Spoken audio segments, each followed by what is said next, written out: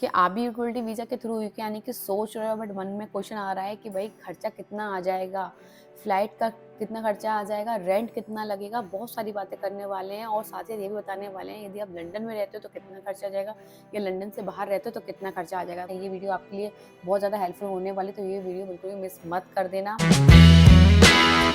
Hello friends, welcome back to our channel UK की live blogs. तो I hope आप सब सही हो गए। मैं भी एकदम फैंटास्टिक हूँ। My name is Devyani Gupta और आज की वीडियो में बात करने वाले हैं हम यूटिलिटी वीजा के बारे में। जैसा कि आपको पता है यूटिलिटी वीजा की जो डेट है वो कंफर्म हो गई है।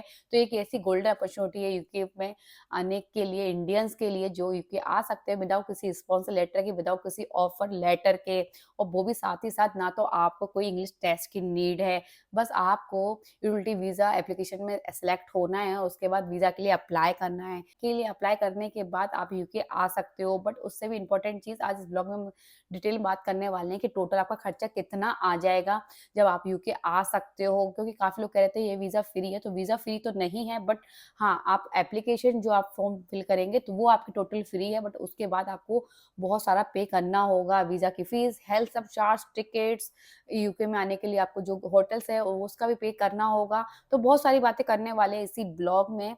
और इससे भी इम्पोर्टेंट चीज, यदि हमारी वीडियो अच्छी लगती है तो लाइक करना, शेयर करना, सब्सक्राइब करना हमारे चैनल। ऑल्सो कोई भी डाउट हो तो आप मुझे कमेंट करके भी पूछ सकते हो, या आप मुझे व्हाट्सएप भी ज्वाइन कर सकते हो, या आप मुझे लेटेस्ट अपडेट के लिए आप मुझे व्हाट्सएप पे भी ग्रुप पे ज्वाइन कर सकते हो। चलिए स्टार्ट करते हैं बिना किसी टाइम वेस्ट के। सबसे पहले बात की जाए तो यूटिलिटी वीजा एप्लीकेशन में आपको फॉर्म फिल करना है, बेसिक इन्फॉर्मेशन फिल करना है, जिसमें आपका पासपोर्ट होना चाहिए, इसका पासपोर्ट नंबर लगेगा, आपका full name, date of birth, और आपके मोबाइल नंबर और आपका ईमेल एड्रेस जो आपने लॉगिन किया है उसी को आपको इसमें भी इनपुट करना है। बस उसमें आपको कोई भी चार्ज नहीं देना है, ये फ्री टोटली फ्री है। बस आपको सिलेक्ट होना है। जैसे आप सिलेक्ट हो जाओगे उसके बाद आपको वीजा की फीस देनी है, उससे पहले आपको कोई भी चार्ज नहीं देना है।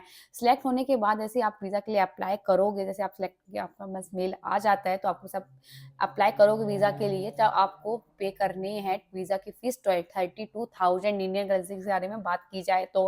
और हेल्थ सब चार्ज के बारे में बात की जाए तो आपको 1 लाख के आसपास पे करना है। यदि आप टोटल की बात की जाए तो आप वीजा की फीस और हेल्थ सब चार्ज के बारे में बात करते हो तो आपको कम से कम 1,30,000 के आसपास देना होगा, वो भी पूरे 2 साल के लिए। ये यूके का हेल्थ इंश्योरेंस होता है जिसमें आप एनएचएस जाकर यूज कर सकते हो। कभी आपको इमरजेंसी होती है, यदि आपको डॉक्टर की नीड हो जाती है, किसी आपको इमरजेंसी में कोई दवाई लेनी है, तो आप यहाँ एनएचएस में जाके फ्री ऑफ कॉस्ट दवाई ले सकते हो, इसलिए आपको अपना इंश्योरेंस कराना होता है। यदि आप टिकट्स की बात करते हो तो आपका जो खर्चा आ जाएगा, फ्लाइट इंडिया से लेकर यूके की फ्लाइट जो होगी, वो डायरेक्ट जो फ्लाइट होगी वो आएगी आपकी 50 से 60 हज़ार के बीच में आराम से आ जाएगा, जिसमें आप जल्दी से जल्दी करने की कोशिश करना, और आप चीपेस्ट से चीपेस्ट ढूंढोगे तो आपको 50 से 60 हज़ार के बीच में आराम से अच्छी फ्लाइट मिल जाएगी। बट आप यदि आप सेल्फ करते हो तो आपको कोई भी एक्स्ट्रा चार्ज नहीं देना होगा, ना किसी आपको एजेंट की जरूरत है टिकट्स बुक कराने के लिए, आप खुद भी टिकट्स बुक करा सकते हो। अब बात करते हैं कि भाई आप यदि यूके आए हो तो कहीं आपको फर्स्ट मंथ के लिए तो आपको एटलीस्ट होटल चाहिए होगा। यदि आप लंदन में रुकते हो तो आपको होटल की जो पे करना होगा वो करना होगा आपको 1.5 से 2 लाख के बीच में। यस, आपने सही सुना। आपको यदि लंदन काफी ज्यादा एक्सपेंसिव है, यदि आप लंदन में रुकने के लिए स्पेशली आ रहे हो या घूमने के लिए आ रहे हो, तो यदि आप लंदन में लेते हो तो आपको होटल का जो खर्चा देना होगा वो 1.5 से 2 लाख रुपए देना पड़ेगा। बेसिक खर्चा बता रही हूँ मैं आपको, वो देना होगा, जिसमें आपको फूड और ट्रांसपोर्ट इंक्लूडेड नहीं है, ओनली आपको होटल का खर्चा देना पड़ेगा। यदि आप नियर बाई सिटी देखते हो लंदन के, तो आपको वहाँ थोड़ा सा चीपेस्ट मिल सकता है, जिसमें आपका 1 से 1.5 लाख के बीच में आराम से खर्चा आ जाएगा। मतलब आपको बोला जाए तो लंदन बहुत ज़्यादा एक्सपेंसिव है, आपको लोगों को पता ही है, तो भाई आपको वहाँ बहुत ज़्यादा पे करना होगा। यदि आप नियर बाई देखते हो लंदन के, तो आपको वहाँ थोड़ा कम पे करना होगा। और अब फूड और ट्रांसपोर्ट के बारे में बात करते हैं तो भाई आपको जो लंदन में यदि खर्चा आ जाएगा आपके खाने का, तो वो आ जाएगा 200 से 300 पाउंड के आसपास। इंडियन करेंसी में बात की जाए तो भाई 20 से 30 हज़ार के बीच में आपका इंडियन करेंसी के हिसाब से पूरा खाने पीने का खर्चा आ जाएगा। बट यदि आप नियर बाई लंदन देखते हो, किसी छोटी सिटी में देखते हो, तो उसमें आपका 150 से 220 में आराम से आ जाएगा। इंडियन करेंसी के बारे में बात करें तो आराम से 15,000 के आसपास या 20,000 के आसपास आराम से आपका आ जाएगा। इसमें भी आपको कम से कम आप बोला जाए 10,000 का अंतर आपको मिल जाएगा। और उसके बाद करते हैं ट्रांसपोर्ट के बारे में बात करते हैं। ट्रांसपोर्ट के खर्चे में ज़्यादा मैनेज आपको प्रॉब्लम नहीं आएगी। हाँ, यदि आप लंदन से थोड़ा-सा दूर रहते हो, यदि आपको लंदन जाना है बार-बार, तो इसमें आपको बहुत ज़्यादा पे करना होगा। और यदि आप लंदन में अंदर ही घूमना है लंदन के अंदर, तो आपको उसमें अप्रॉक्स वही सेम आराम से 200 पाउंड के आस-पास आराम से आपका खर्चा आ जाएगा मंथली।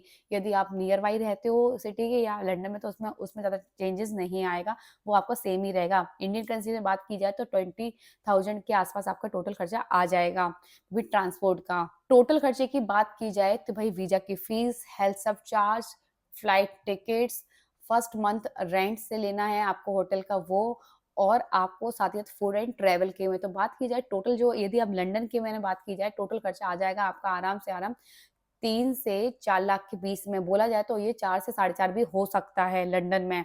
यदि नियर बाय लंदन देखते हो तो वहाँ आपका आराम से आपको पड़ जाएगा 2.5 से 3 लाख के आस-पास, से साढ़े 3 लाख के आस-पास। तो आपका काफ़ी ज़्यादा डिफरेंस आ जाएगा लंदन में और नियर बाय लंदन में।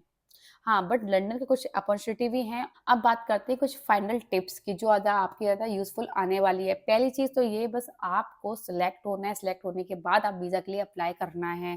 दूसरी चीज़ ये, आपके सारे डॉक्यूमेंट्स रेडी होने चाहिए। कइयों बार रेडी नहीं हो पाते, तो आप लोगों को बहुत ज़्यादा प्रॉब्लम आ जाती है, तो इसलिए अभी काफ़ी टाइम है, तो आप आराम से रेडी कर सकते हो अपने सारे डॉक्यूमेंट, जिसमें आपके पास पासपोर्ट होना चाहिए, आपके पास ग्रेजुएशन डिग्री होना चाहिए, आपका टीवी टेस्ट होना चाहिए, और आपके पास स्टेटमेंट होना चाहिए बैंक, वो आपके अकाउंट में 2.5 नहीं बोला जाए, 3 से 4 लाख के बीच में भी आपके अकाउंट में होना चाहिए। मैं तो ये कहूँगी आप थोड़ा-सा एक्स्ट्रा डाल के चलो, वो ज़्यादा अपॉर्च्युनिटी हो जाती हैं कि आपको वीज़ा मिलने के लिए। और इससे भी इम्पोर्टेंट चीज़, पुलिस वेरिफिकेशन सर्टिफिकेट भी होना चाहिए, वो भी एक बार वहाँ यहाँ देख लेते हैं ये लोग। आई होप ये वीडियो आपको बहुत ज़्यादा यूज़फुल लगी हो। यदि वीडियो यूज़फुल लगी हो तो लाइक करना, शेयर करना, सब्सक्राइब करना हमारा चैनल। ऑल्सो कोई भी डाउट हो तो आप मुझे कमेंट करके पूछ सकते हो, या आप मुझे व्हाट्सएप पे भी कनेक्ट कर सकते हो, मैं आपको वहाँ भी आंसर दे दूँगी। और उससे भी इम्पोर्टेंट चीज़ कि आपको लेटेस्ट अपडेट जानना है, तो आप मुझे व्हाट्सएप पे ग्रुप पे जॉइन कर सकते हो, मैं इसकी लिंक डिस्क्रिप्शन पे डाल दूँगी।